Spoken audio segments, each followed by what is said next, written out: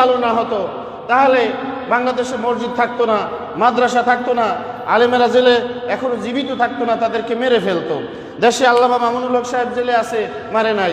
দেশে সাইদি সাহেব বেঁচে আছে, মারে নাই। এরকমের করে অসংখ্য ভালো মানুষদেরকে এখনো দয়া করে বিএনপির প্রধানমন্ত্রী, বিএনপি নেত্রীকে এখনো বাঁচিয়ে রাখছে, সুস্থ বাসায় থাকতে স্থান দিয়েছে। যদি সে ওই রকমের জালিম হইতো তাহলে অনেক মানুষ এখন দুনিয়াতে বেঁচে থাকতে পারতো না, সবাইকে মেরে ফেলতো। কাজেই আপনাদের অপপ্রচার ভুলে যান। আজকে থেকে স্বীকার করতে বাধ্য হন যে উন্নয়নশীল দেশ এই বাংলাদেশ উন্নয়নের পিছনে প্রধানমন্ত্রী শেখ হাসিনার হাত রয়েছে। এজন্য আমি বলছি যে জান্নাতি 10 জন মহিলাদের মধ্যে প্রধানমন্ত্রী শেখ হাসিনা, ওই 10 জন জান্নাতি মহিলাদের মধ্যে একজন জান্নাতি মহিলা।